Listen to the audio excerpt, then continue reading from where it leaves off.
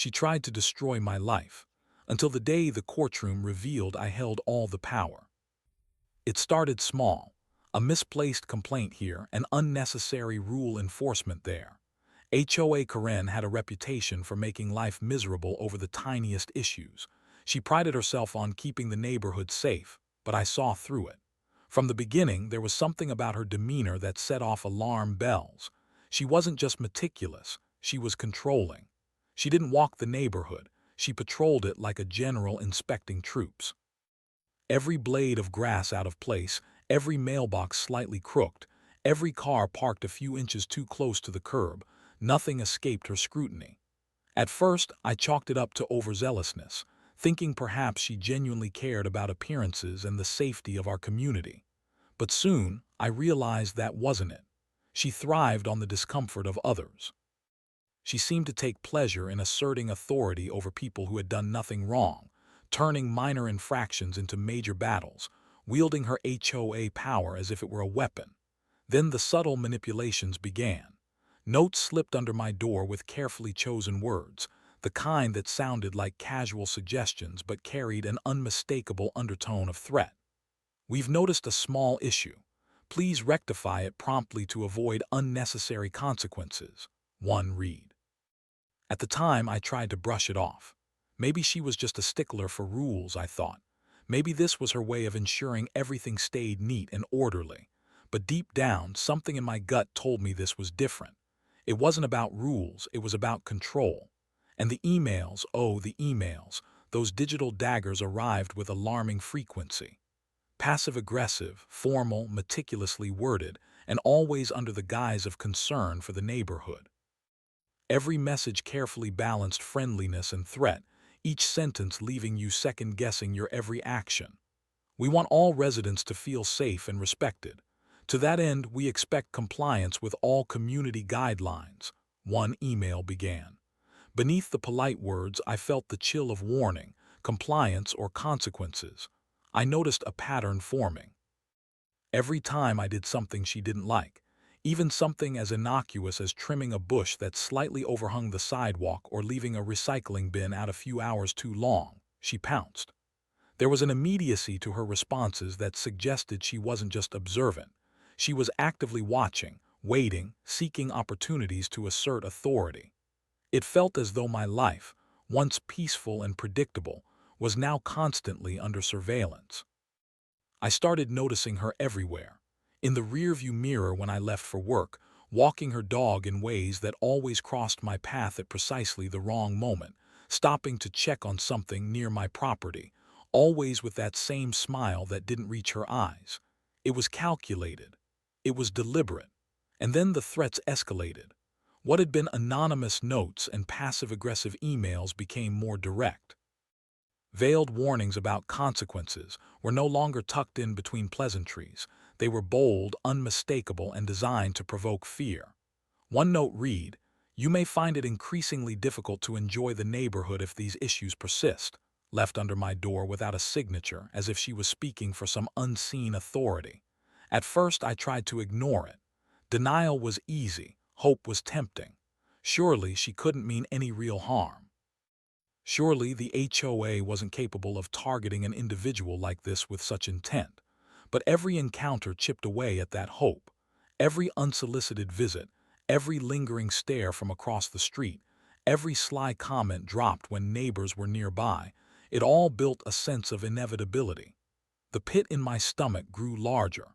Anxiety settled in like a permanent fixture. Even when I tried to distract myself with work, with friends, with normal daily routines, there it was, the constant reminder that this wasn't petty. This was personal. She wasn't enforcing rules, she was marking me. She wasn't protecting the neighborhood, she was orchestrating a campaign of control, and I was the target. Soon, the environment of my own home, a place that should have been my sanctuary, began to feel like a stage set for her inspections. Every action, every small decision carried weight. Could the placement of my garden gnome provoke her ire? Would the choice of flowers or mulch be a silent invitation for a note tucked under my door? Paranoia crept in naturally when the harassment became relentless. Even mundane activities felt heavy with scrutiny. Checking my mail was nerve-wracking. Taking out the trash became a strategic operation.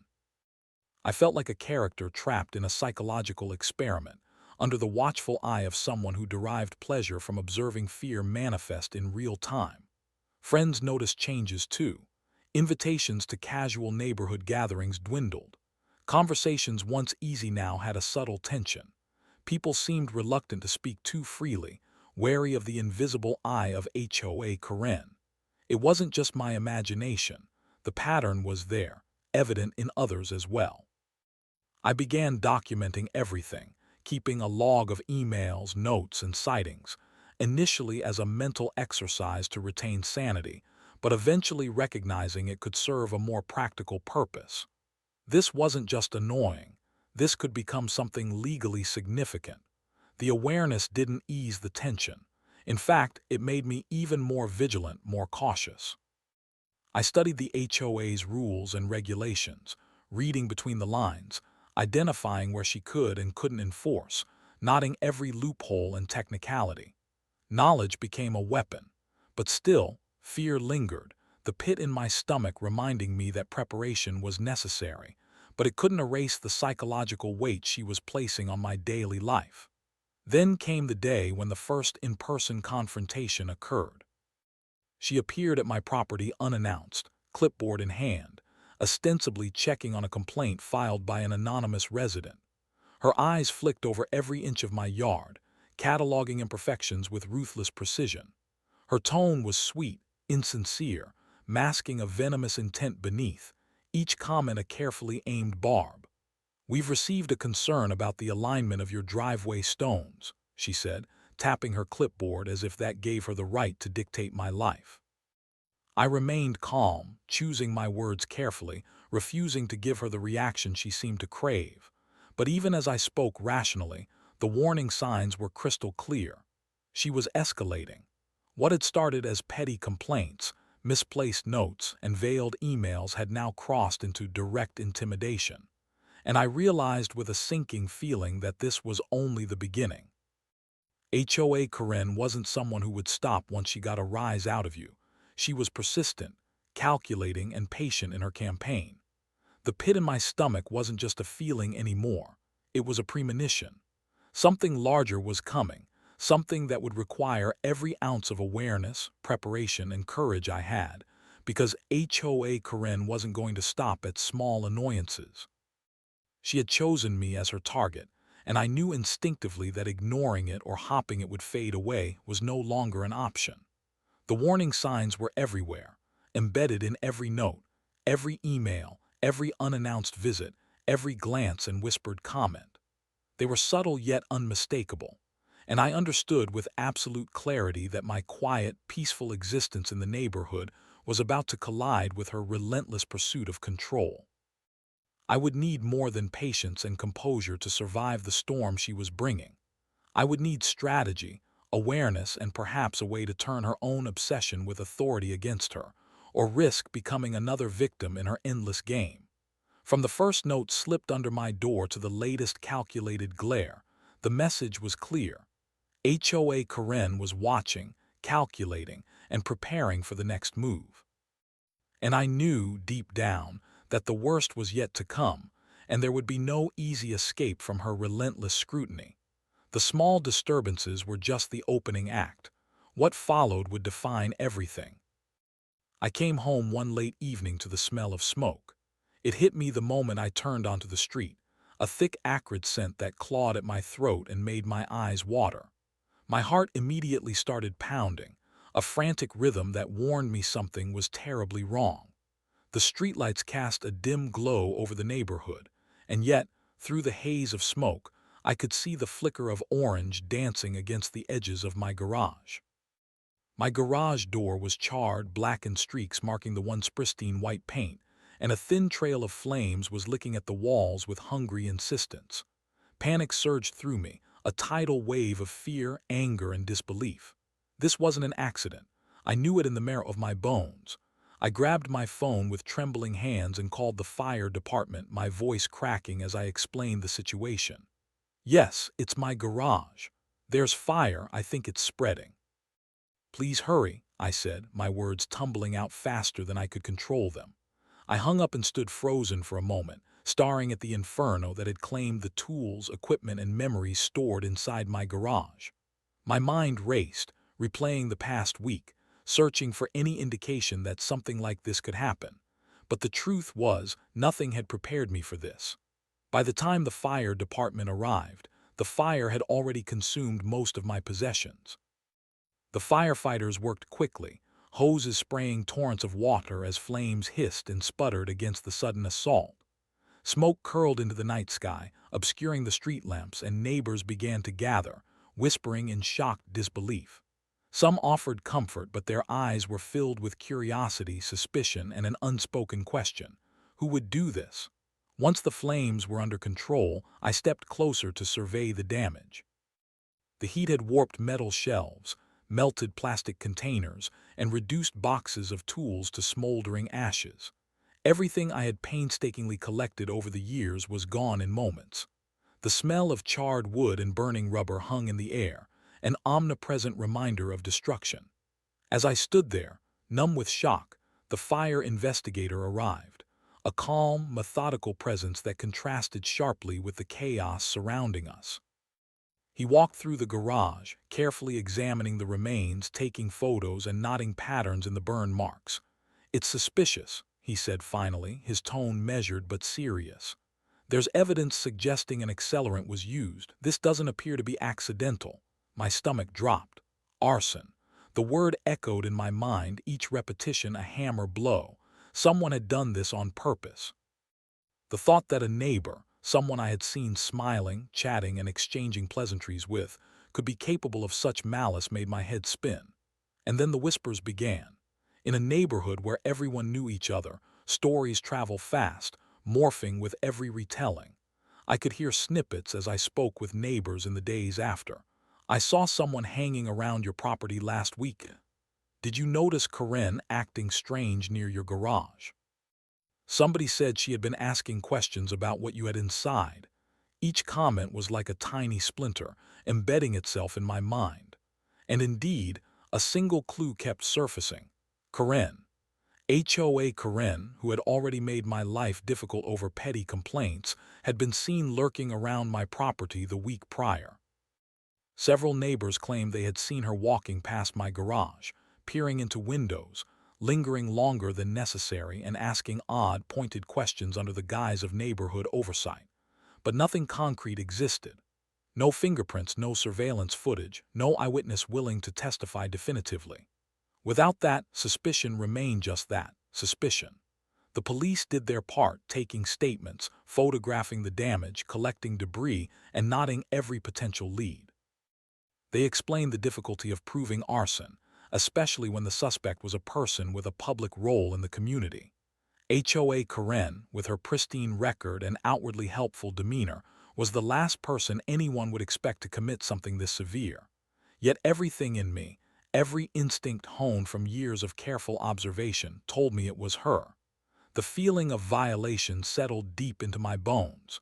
This wasn't just property damage, it was a message. The fire was a warning, a demonstration of power meant to intimidate, to instill fear, to remind me that she had influence over my life in ways I hadn't fully comprehended until now. That night, I barely slept. The smoke lingered not just in the air but in my mind. I replayed the events over and over, questioning whether there had been anything I could have done differently, whether some small action or oversight had provoked this. But the truth was stark. This wasn't about me. This was about her obsession with control, about her need to dominate, to assert authority in the most terrifying manner possible. In the days that followed, the neighborhood's gossip reached a fever pitch. Conversations paused when I walked by. People exchanged glances, lowering their voices as if sharing forbidden secrets. I could sense judgment, curiosity, and perhaps a bit of fear. Who would do such a thing? Who could cross that line? The questions swirled endlessly, but the answers were elusive. I started taking precautions. Security cameras were installed, not just around my garage but across the property, covering every angle.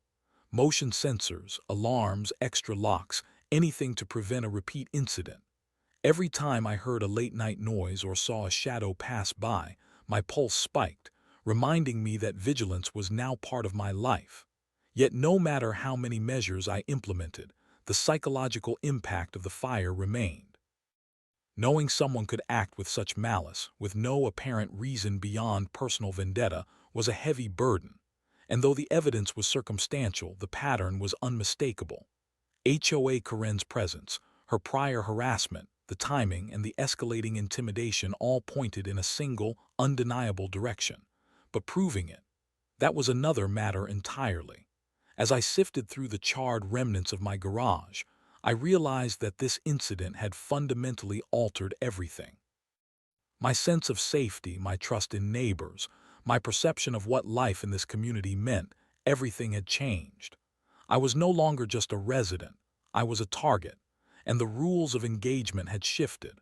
This wasn't about politely ignoring petty complaints or hoping that passive-aggressive emails would fade away. This was about survival, strategy, and preparedness. The fire had been a brutal announcement. HOA Corinne was capable of crossing boundaries that most people would never dare, and she would not hesitate to escalate again if unchecked. That night, standing amidst the blackened remains, I made a silent vow. I would not be intimidated. I would not be a passive victim. And when the time came, I would ensure that the person responsible, whoever she was, could no longer operate above accountability. The investigation would continue, rumors would swirl, and suspicion would linger, but I understood one unshakable truth. The first fire was not the end of the story. It was merely the opening chapter of a battle I had no choice but to engage in. And I knew with an unflinching certainty that the next move would be mine, and it would have to be calculated, precise, and undeniable. Because now, this was personal. Corinne's hostility was no longer subtle. It had evolved into a daily performance, a calculated display of aggression designed to intimidate anyone who dared challenge her sense of control. Every HOA meeting became a stage where she thrived, theatrically wielding her self-proclaimed authority like a weapon. Her eyes always seemed to find me first, sharp and accusing, her posture rigid, as if daring me to respond. Neighbors whispered behind her back, some nervous, others openly frustrated, but Corinne fed on that divided energy, making sure she maintained the illusion that she commanded the community. I had learned early on that she didn't just dislike me. She resented the fact that I refused to succumb to her subtle manipulations, her thinly veiled threats disguised as concern for community standards. Initially, it was small things, a complaint about a fence being slightly off, an accusation that my landscaping was non-compliant, a claim that my driveway had been improperly maintained. But the minor harassment escalated quickly, and I could see the pattern forming. Corinne didn't rely on facts. She relied on fear. She counted on people's reluctance to challenge someone so aggressive, so unrelenting, assuming that silence equaled submission. She tried to pressure me into selling my home, repeatedly implying that if I didn't, my life would become unbearably difficult. Each verbal attack, each fabricated violation, carried the weight of an implied threat, a shadow of impending legal consequences she claimed were inevitable. She threatened fines, complaints to the city, the possibility of liens, and even hinted at litigation. Her language was precise, carefully chosen to appear legitimate, which was exactly what made it so insidious. The first time she accused me of violating a minor community code, I had felt a flicker of worry. Her words were convincing to anyone who didn't have the full context, but I had done my research.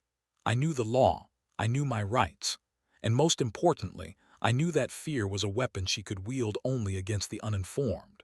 From that moment on, I decided I would not only defend myself but do so in a way that left no room for ambiguity, no loopholes for her to exploit.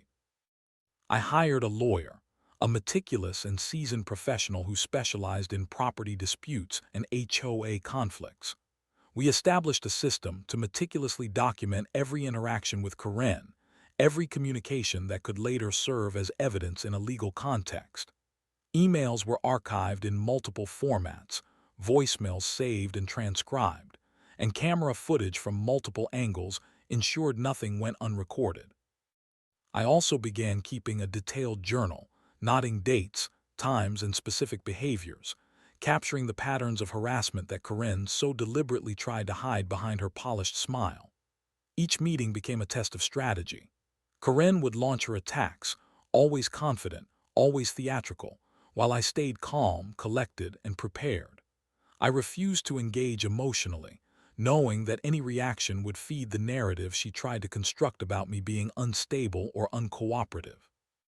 Instead, I responded with precision, citing exact regulations, referencing documented correspondence, and when necessary, letting the legal team intervene directly. Her tactics grew more desperate as she realized her psychological games had no effect. She began targeting neighbors who had expressed support for me, spreading rumors, exaggerating minor incidents, and attempting to isolate me socially within the community. But with each attempt, her credibility weakened. The more she pressed, the more her lies became evident. While she attempted to manipulate emotions, I relied on facts. I knew the power of evidence. Each threatening email she sent became a testament to her harassment. Each false complaint filed with the HOA became a documented attempt at coercion. I was not just defending property. I was building an impenetrable record that would later dismantle her authority piece by piece. Slowly, the dynamics of the community began to shift. Neighbors who had once been cautious around her started to notice discrepancies in her claims. They saw her assertive gestures and sharp words juxtaposed with factual inaccuracies and baseless threats. Karen's control, once seemingly absolute, started showing cracks. And yet, she was relentless. There was a certain audacity to her persistence, a belief that intimidation alone could bend reality to her will. But for every action she took, I had a counter, grounded not in emotion or retaliation, but in law, logic, and proof. Outside of meetings, her behavior became erratic. I noticed her watching my property more openly, loitering near boundaries under the guise of community oversight, and sending letters that attempted to fabricate rules that didn't exist. Her aggression seemed to feed off the frustration that her tactics were failing.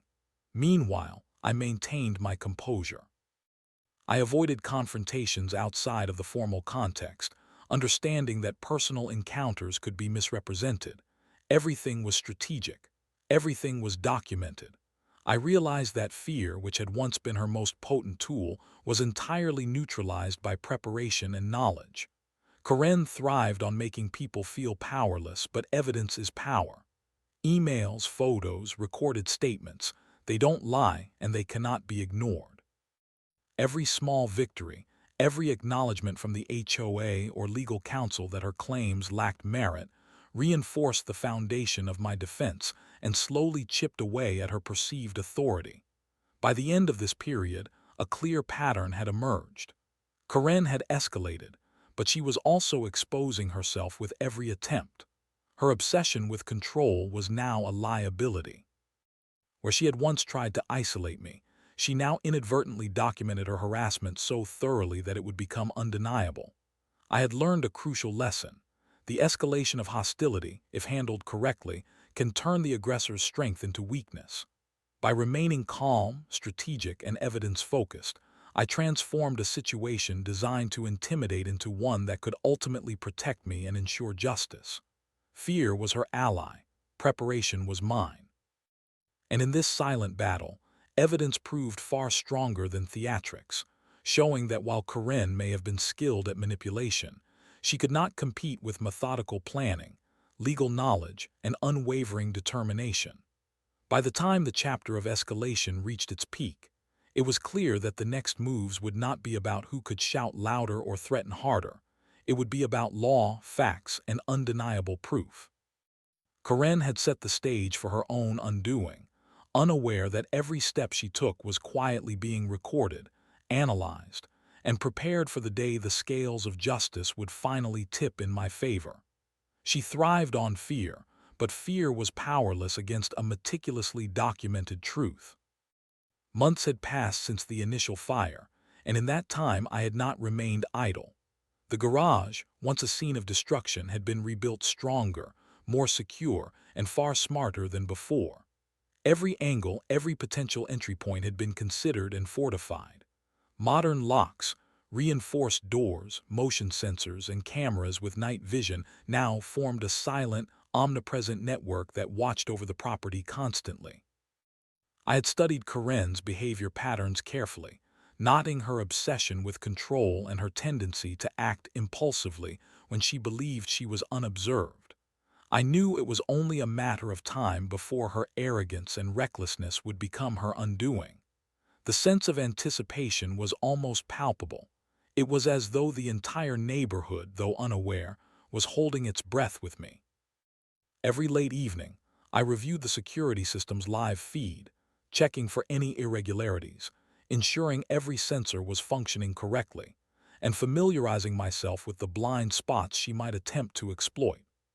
I meticulously timed and tested the camera's coverage, running simulated scenarios in my mind of how she might attempt entry, how she might manipulate locks, and how her natural impatience could betray her. My lawyer had advised me on legal parameters, ensuring that any recording would be admissible in court, and I followed those instructions to the letter. Preparation, I knew, would turn the tables completely. Then one night it happened.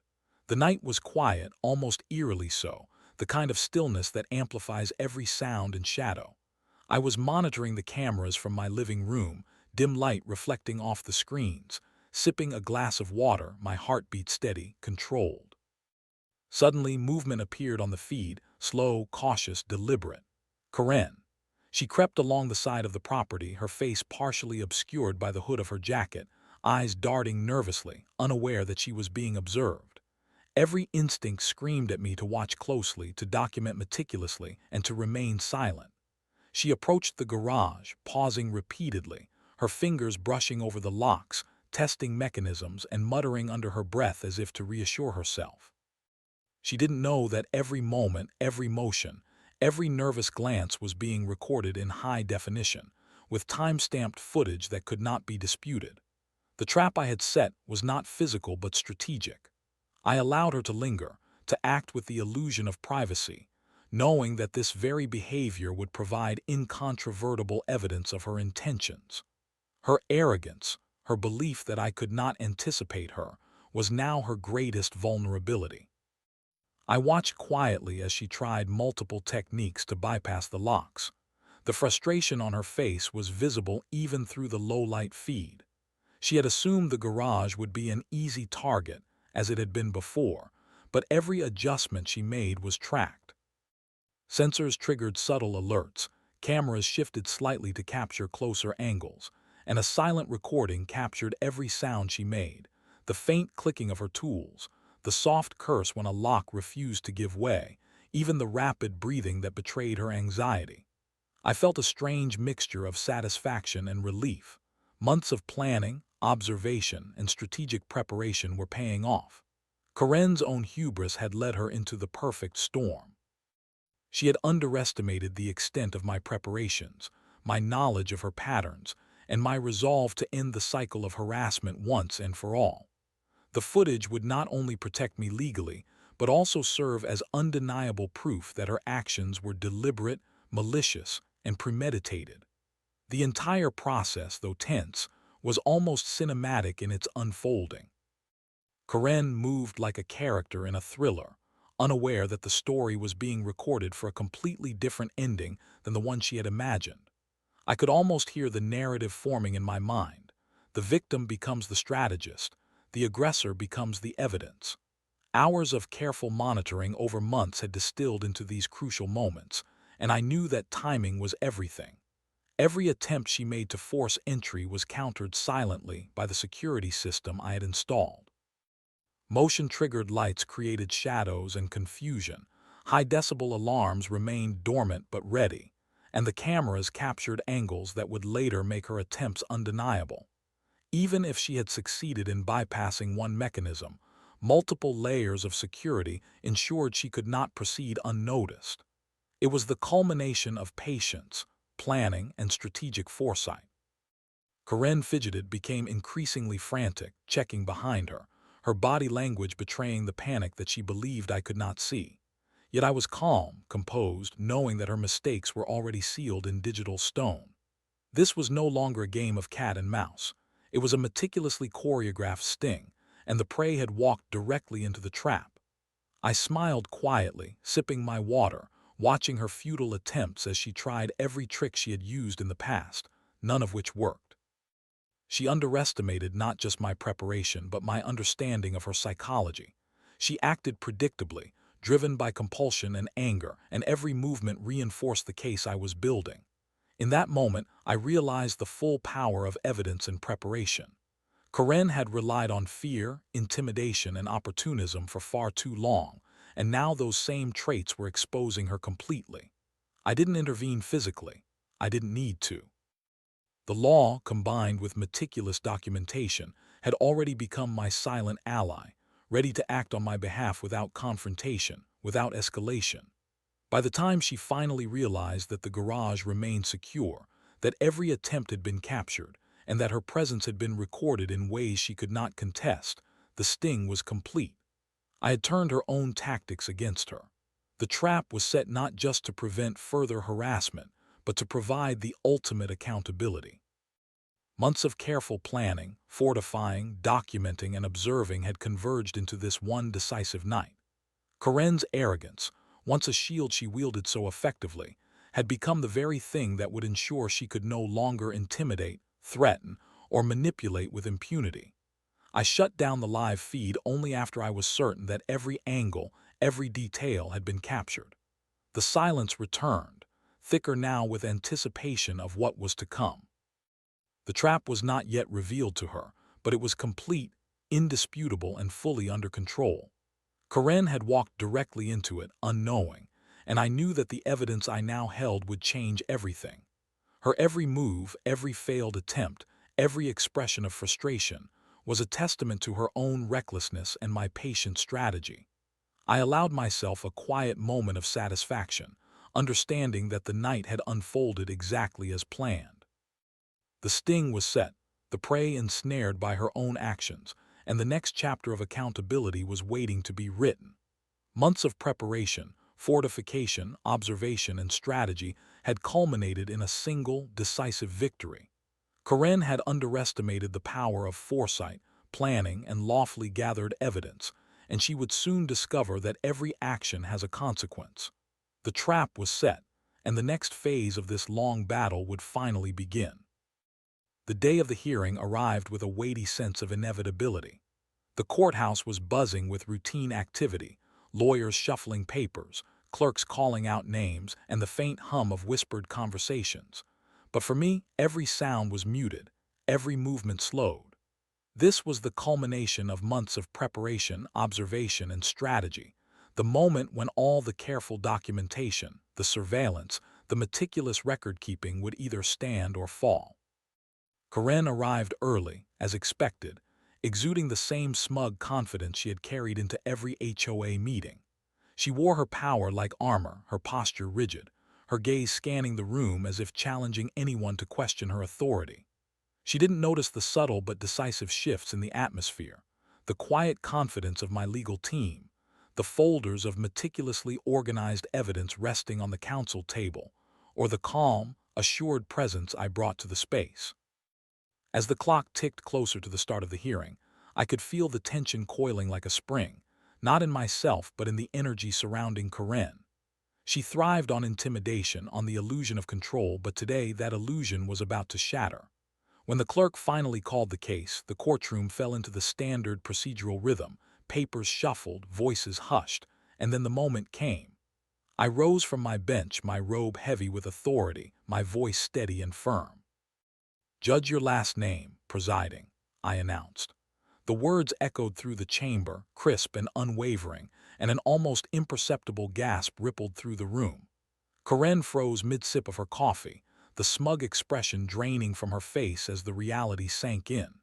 She had assumed the hearing would be another stage for her theatrics, another opportunity to bully and manipulate, but she had not anticipated the possibility that I held the ultimate authority. Her eyes widened, and for the first time in months, I saw genuine fear. The momentary silence was punctuated only by the faint scratching of pens on paper and the soft shuffle of feet, but it carried a weight far heavier than any words could convey. Karen's mind raced, no doubt trying to reconcile the fantasy she had constructed with the undeniable reality unfolding before her. This was not a HOA meeting. This was not a casual argument over property lines. This was a courtroom, and here, authority was measured not by volume, intimidation, or theatrics, but by law, evidence, and precedent.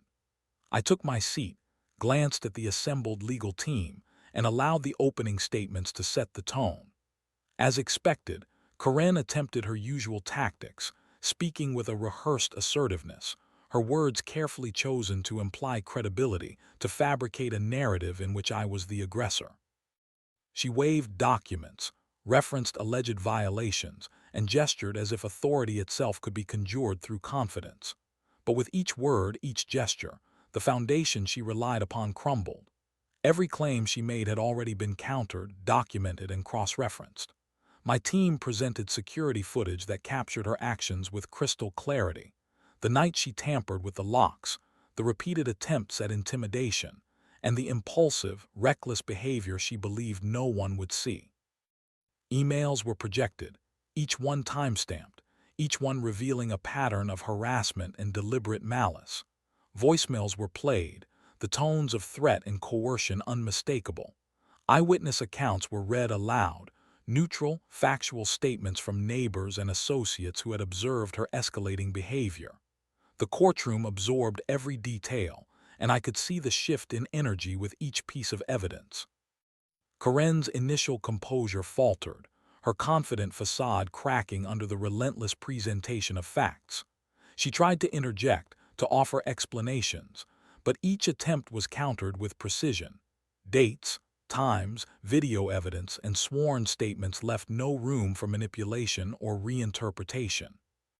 It was a meticulous dismantling of the narrative she had built around herself, a narrative that relied entirely on fear, exaggeration, and the assumption that people would not challenge her authority.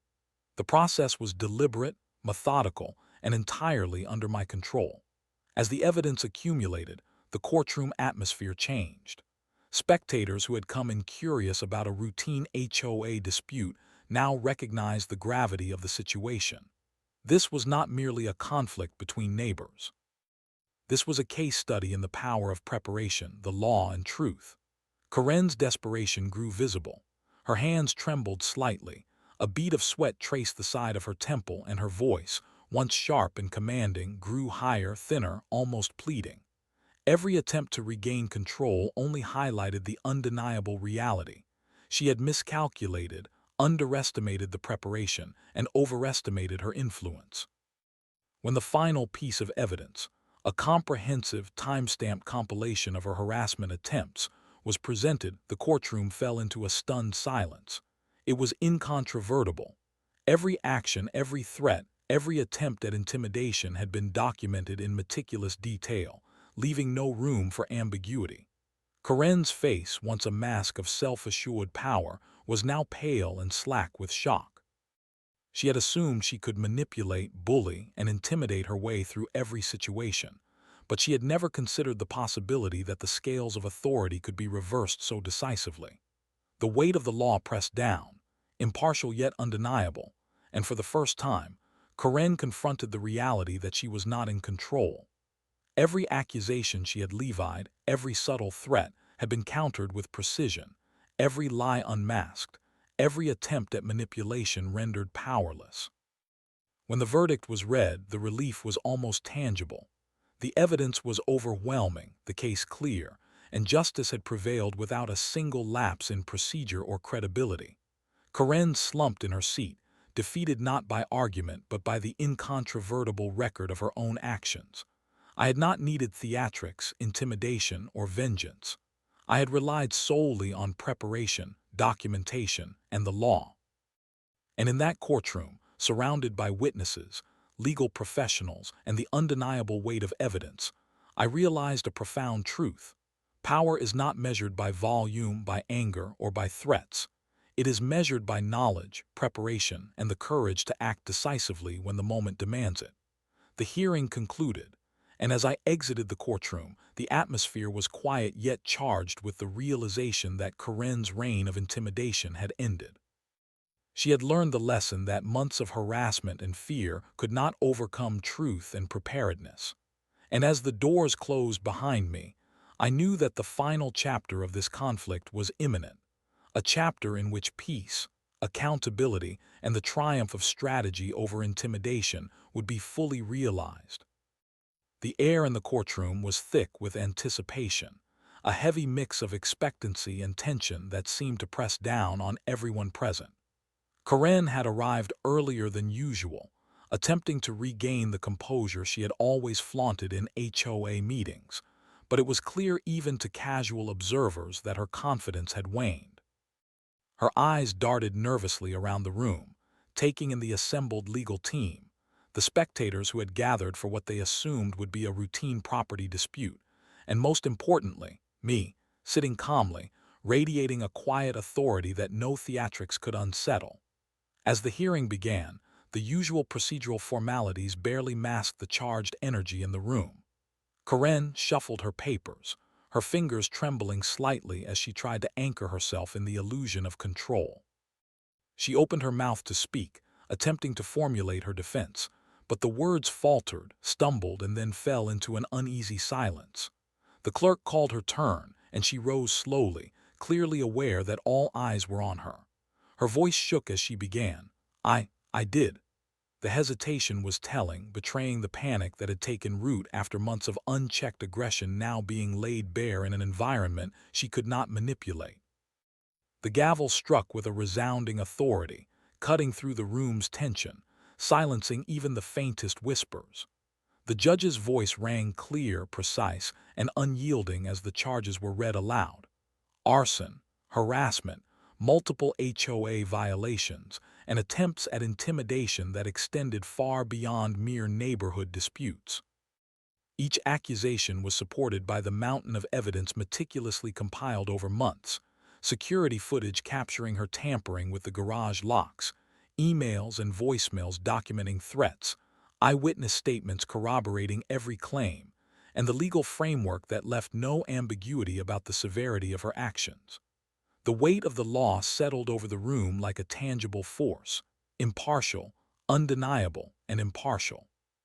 Karen's initial attempt at defiance crumbled as the reality of her situation became impossible to deny. Her stutter turned into silence, her confident facade replaced with a pale, slack expression that mirrored her growing awareness that her usual tactics of intimidation and manipulation were powerless here. The spectators, many of whom had been wary neighbors or passive observers of her prior aggression, leaned forward in their seats, eyes wide, as the courtroom became a theater of reckoning. The evidence spoke volumes, each document, photograph, and recording building a narrative of deliberate malice and reckless disregard for law and safety. There was no room for interpretation, no loophole for evasion. Karen's own behavior, once a shield she wielded so effectively in private, had become the chains that bound her, the undeniable proof of her recklessness, obsession with control, and repeated attempts to manipulate both individuals and the system itself. As the proceedings continued, I observed calmly, noting each reaction, each subtle gesture that revealed the depth of her realization. Her eyes, once sharp and commanding, now flicked nervously from one piece of evidence to another, seeking a lifeline that did not exist. The courtroom buzzed with whispers, a subdued murmur of shock and astonishment at the unfolding spectacle.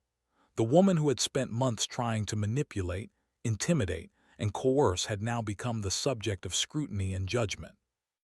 She had assumed that fear and aggression would shield her from accountability, but here, in this hallowed chamber of law, the scales had tipped decisively. I did not gloat, did not offer a single smug glance, for such behavior would have cheapened the profound weight of justice being served. Instead, I allowed the law itself, and the meticulous preparation that supported it, to speak with clarity and authority. The judge reviewed the evidence once more, each piece cross-referenced, each timeline confirmed, leaving no room for ambiguity. Karen's defenses faltered, every argument undermined by facts, recordings, and sworn testimony.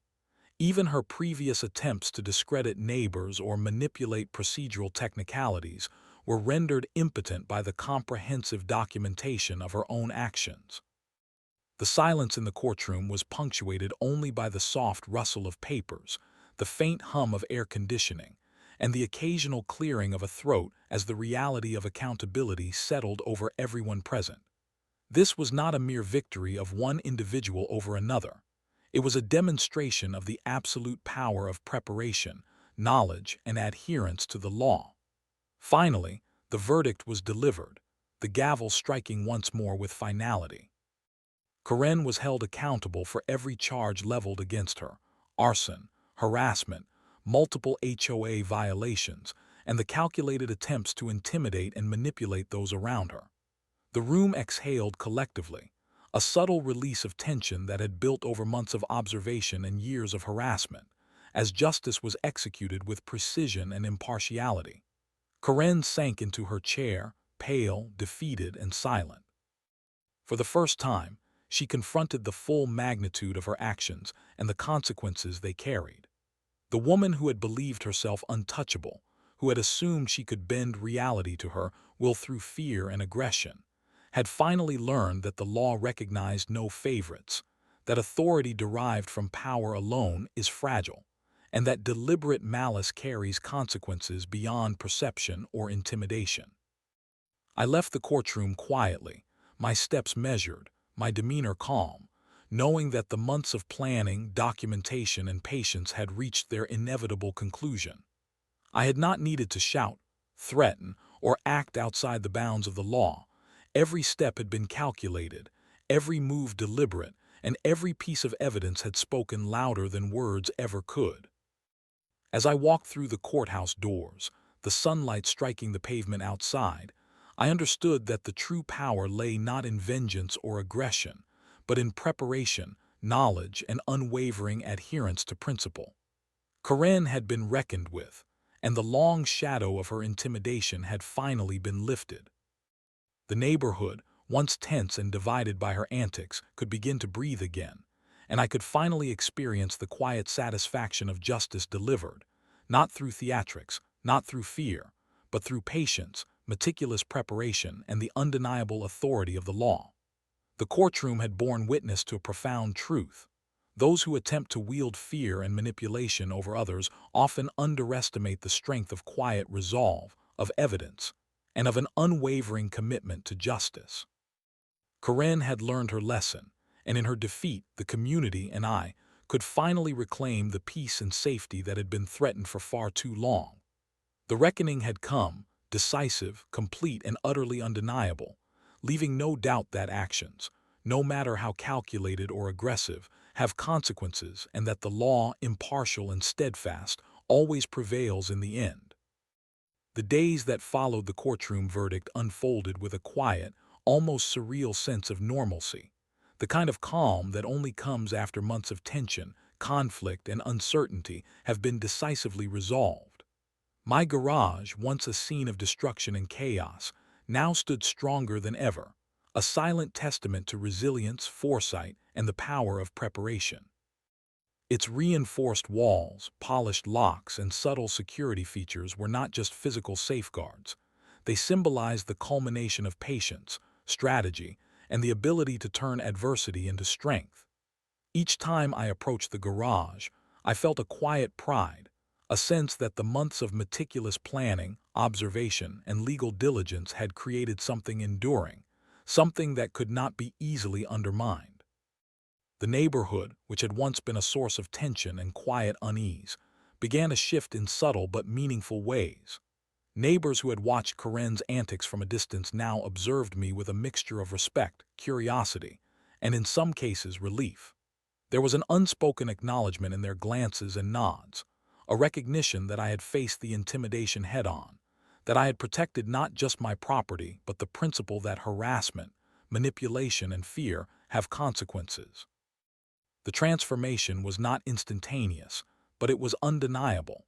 Where gossip and whispered concerns had once dominated casual conversations, there was now a sense of cautious admiration for the way the situation had been handled. Karen's absence from the community's spheres of influence, her reduced presence at HOA meetings, The noticeable decline of her aggressive attempts to control or intimidate allowed the neighborhood to breathe again. The air felt lighter, the streets quieter, and the simple act of walking past neighbors no longer carried a subtle undercurrent of tension.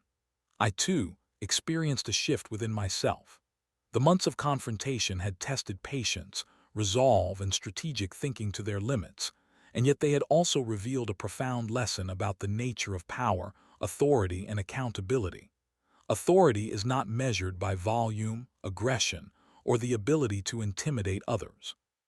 True authority, I had learned, derives from knowledge, preparation, and the consistent application of truth. It is the calm certainty that comes from knowing one's rights, understanding the law, and acting with deliberate, unwavering courage. My victories had not come from anger, retaliation, or impulsive action. They had come from strategic foresight, meticulous documentation, and the patient construction of a case that no amount of theatrics or intimidation could undermine. The garage, now fully rebuilt, functioned as a daily reminder of that principle. It was a structure born not just of wood, metal, and technology, but of experience, endurance, and the careful navigation of conflict. Its presence in my life reminded me that resilience is cultivated, that setbacks can be transformed into opportunities for empowerment, and that vigilance combined with thoughtful strategy creates an unassailable foundation against aggression. Corinne's lessons, harsh as they had been, were instructive in ways that extended beyond the courtroom. Her behavior had highlighted the fragility of authority that relies solely on fear and coercion, and the dangers of underestimating an opponent who is prepared, patient, and resolute. In her defeat, the neighborhood witnessed a broader truth. Intimidation can only succeed when it meets ignorance or inaction. When met with careful observation, legal knowledge, and strategic planning, it crumbles, leaving the aggressor exposed and powerless. As life returned to its rhythms, I found myself engaging more openly with neighbors, conversations no longer shadowed by suspicion or tension. People who had been hesitant to voice their own concerns during Corinne's reign now shared observations, stories, and experiences, creating a sense of communal solidarity that had been absent before. There was a subtle shift in dynamics, a recognition that courage is contagious, that integrity and preparedness inspire confidence, and that standing firm in the face of intimidation sets a standard for others to follow. My daily routines became imbued with a sense of accomplishment that was quiet but profound. I maintained my property with care, not out of fear of reprisal, but as an expression of respect for what I had earned and defended. Each tool organized in the garage, each security check, each casual inspection of locks and sensors was a reaffirmation of control, a reinforcement of the principle that diligence and preparation ensure stability, peace, and safety. While Corinne no longer posed a direct threat, her presence lingered in the background, a cautionary tale etched into the community consciousness. The fear she had once wielded was replaced by a collective understanding that actions have consequences, that manipulation and aggression eventually meet resistance, and that truth and accountability always hold enduring power. Observing this transformation, I felt a deep sense of satisfaction that was not rooted in triumphalism or vengeance, but in the quiet assurance that justice, preparation, and perseverance had prevailed. The lessons learned extended beyond the immediate conflict. They informed my approach to interactions, community dynamics, and personal resilience. I had discovered that patience, strategy, and unwavering courage are not abstract virtues. They are practical tools that, when applied thoughtfully, yield tangible results. Every interaction with neighbors, every engagement in community matters, was now approached with clarity, confidence, and a firm understanding of my rights and responsibilities. In time, life settled into a rhythm that was peaceful yet vigilant. The neighborhood's subtle anxieties were replaced by cautious optimism, the quiet acknowledgement that stability had been restored. Corinne, having faced the full weight of legal accountability, receded from the center of attention, her attempts to control or intimidate rendered ineffective by the meticulous records, legal strategy, and unwavering resolve that had confronted her at every turn. The garage, once a target of destruction, had become a symbol, a monument not only to resilience but also to the power of preparation, foresight, and strategic action. Each day I spent there, whether maintaining tools, organizing equipment, or simply observing the structure, reminded me of the broader lessons learned. That authority without accountability is fragile, that intimidation without strategy is empty, and that true power arises from knowledge, preparation, and the courage to act decisively. Life continued, infused with a sense of calm earned through experience rather than imposed externally. The community slowly recalibrated its perception, no longer dominated by fear or uncertainty, and I moved through each day with the quiet satisfaction of someone who had faced adversity, navigated it with precision, and emerged with principles intact and respect earned. In this chapter of life, the past conflicts became instructive memories rather than sources of anxiety, reinforcing the enduring truth that patience, strategy, and unwavering courage are far more potent than anger or retaliation. The neighborhood now looked at me not only with respect, but with the reassurance that justice can prevail, that preparation matters, and that one individual, armed with knowledge and determination, can safeguard what is rightfully theirs while inspiring confidence in others to stand firm in the face of intimidation. Moving forward was not merely a return to routine. It was the conscious choice to inhabit life with awareness, strength, and resilience, ensuring that the hard-earned peace would endure, and that lessons learned through adversity would guide future decisions, interactions, and the protection of what truly matters. The garage, the neighborhood, and I had all changed, stronger, wiser, and more assured, a testament to the enduring power of preparation, courage, and the quiet authority that comes from knowing one's rights and defending them with unwavering resolve.